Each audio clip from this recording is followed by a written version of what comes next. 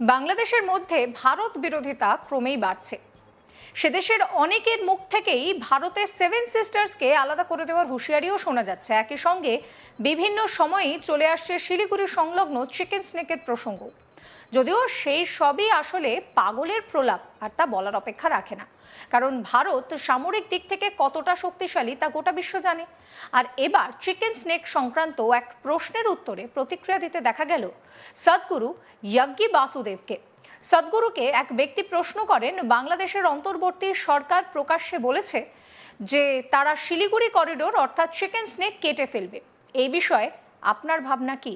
আর এই প্রশ্নের উত্তর দিতে গিয়ে সদ্গুরুর মুখে শোনা গেল এলিফ্যান্ট স্নেকের কথা। কি বলছেন সদ্গুরু, শোনাবো। বাংলাদেশের অন্তর্বর্তী সরকার প্রকাশ্যে বলছে যে তারা শিলিগুড়ি করিডোর অর্থাৎ চিকেন স্নেক কেটে ফেলবে। এই বিষয়ে আপনার ভাবনা কি? আচ্ছা, এটা আমাদের জন্য খুবই বোকামির কাজ। আমরা সেই মন্তব্যটির জন্যই অপেক্ষা করছিলাম এবং এখন সেই মন্তব্যটি করা হয়েছে এমন একটি তৃতীয় দেশে যেখানে এর গুরুত্ব রয়েছে, যেখানে আমাদের, যদি আপনারা না জানেন যে তিনি কিসের কথা বলছেন, আপনারা সবাই এটা জানেন। আমাদের ভূগোলের একটি নির্দিষ্ট অংশ আছে যা মাত্র 22 কিলোমিটার চওড়া। এভাবে একটি জাতিকে পুনর্গঠন করা যায় না। হয়তো 1946, 1947 সালে আমাদের সেই কর্তৃত্ব ছিল না, কিন্তু 72 সালে আমাদের সেই কর্তৃত্ব ছিল। আমরা তা করিনি। এখন এই চিকেন স্নেক নিয়ে মানুষ কথা বলতে শুরু করেছে। এখন সময় এসেছে এই চিকেন স্নেককে পুষ্ট করার। আমরা এটিকে পুষ্ট করব যাতে এটি দ্রুত একটি হাতির মতো হয়ে ওঠে। আমাদের এটা করতে হবে, এটিকে হাতিতে পরিণত হতে হবে। হয়তো এর পুষ্টি প্রয়োজন, হয়তো এর কিছু স্টেরয়েড প্রয়োজন, যা কিছু প্রয়োজন আমাদের তা করতে হবে।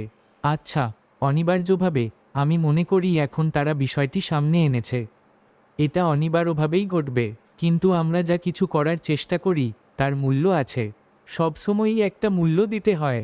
দেখুন, এটা চমৎকার হতো যদি পৃথিবীতে কোনো জাতি না থাকতো, পৃথিবীতে কোনো সীমান্ত না থাকতো। এই সুন্দর গ্রহটিকে কেকের মতো টুকরো টুকরো করে কেটে বলা হতো না যে এটা আমার টুকরো, ওটা তোমার টুকরো। এটা বোকামি, কিন্তু আমরা এখনও সেই স্তরেই আছি। হঠাৎ করে আমরা কল্পনা করতে পারি না যে আগামীকাল আমরা সবাইকে আলিঙ্গন করব এবং চমৎকারভাবে বসবাস করব। এটা এখন একটা নির্বোধের মতো চিন্তা, এটা একটা আকাঙ্ক্ষা। কোনো একদিন আমাদের সেরকম হতে হবে। কিন্তু এখন জাতিগুলোর সার্বভৌমত্ব বজায় রাখাটা গুরুত্বপূর্ণ এবং প্রতিবেশী জাতিগুলোকেও সমৃদ্ধ হতে সাহায্য করা, যাতে সময়ের সাথে সাথে সীমান্তগুলো ধীরে ধীরে শিথিল করা যায় এবং ধীরে ধীরে তুলে দেওয়া যায়। এটা এখন অসম্ভব মনে হতে পারে, কিন্তু 1944, 1945 সালে ইউরোপেও ঠিক এমনই মনে হয়েছিল। মানুষ তীব্রভাবে যুদ্ধ করেছিল, তীব্রভাবে মানে সম্ভাব্য সবচেয়ে খারাপ উপায়ে, দ্বিতীয় বিশ্বযুদ্ধ। কিন্তু দেখুন, আজ তারা সবাই ইউরোপীয় ইউনিয়ন। তাই আকার করা সম্ভব। যাই হোক, এই অস্বাভাবিক ঘটনাটি মাত্র 78 বছর আগে ঘটেছিল। কিছু সংশোধন প্রয়োজন, সংশোধন হতেই হবে। আমার মনে হয় আমাদের চিকেনকে ভালোভাবে খাইয়ে হাতিতে পরিণত করতে হবে। শুনলেন তো সদ্গুরুর কথা। এলিফ্যান্ট স্নেকের কথা বলে কি বিশেষ কোনো বার্তা দিতে চাইলেন সদ্গুরু? ইতিমধ্যেই অনেকের মধ্যে এই প্রশ্ন উঠতে শুরু করেছে। এদিকে বাংলাদেশের অনেকের মুখে বিভিন্ন সময় সেভেন সিস্টার্সকে ভারত থেকে আলাদা করে দেওয়ার কথাও শোনা যাচ্ছে। আর তারই প্রতিবাদ জানালেন অরুণাচল প্রদেশের বাসিন্দারা। প্রতিবাদীদের মুখে বাংলাদেশি গো ব্যাক, বাংলাদেশি মুর্দাবাদ, জাগো অরুণাচল জাগো স্লোগান শোনা গেল। একই সঙ্গে বন্দে মাতারম ধ্বনিতে মুখরিত হলো অরুণাচলের আকাশ বাতাস। সেই ছবিটাও দেখাবো আপনাদের।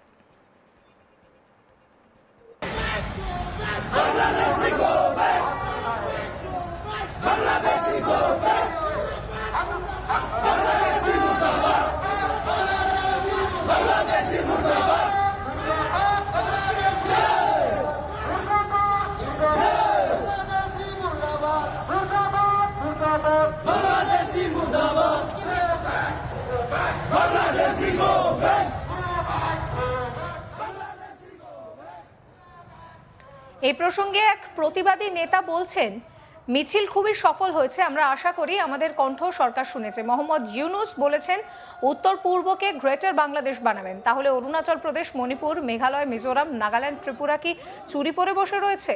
তাকে দেখাতেই এই মিছিল। ইটের জবাব পাথর দিয়ে দেওয়া হবে। কি বলছেন তিনি, শোনাবো। गुड इवनिंग मेरा जितना भी ये मीडिया टीम्स है, हम लोग आज का जो रैली जो है काफी सक्सेस हुआ है, आपने भी देखा है।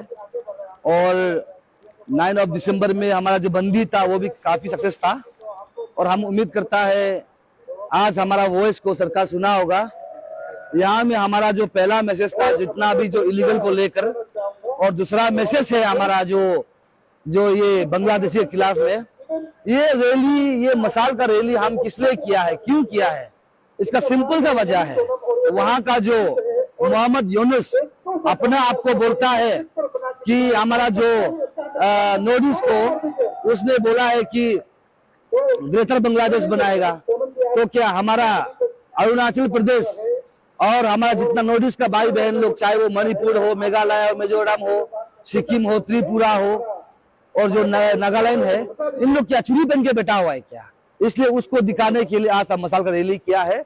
और कल भी अगर वहां से कोई वॉइस आएगा तो उसको हम मुंह तोड़ जवाब देने के लिए रेडी है।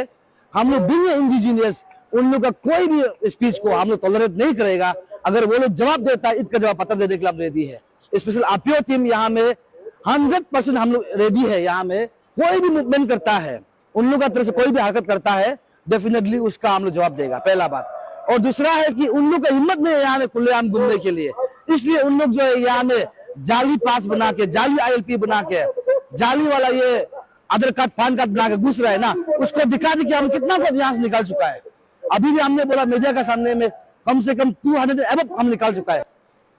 একদিকে মোহাম্মদ ইউনুসের লোকজন যেখানে বারবার চিকেন স্নেক কেড়ে নেবে বলে এত বড় বড় কথা বলছেন, অন্যদিকে এবার এক সদ্গুরু তিনি পরিষ্কার এলিফ্যান্ট স্নেকের কথা বলছেন।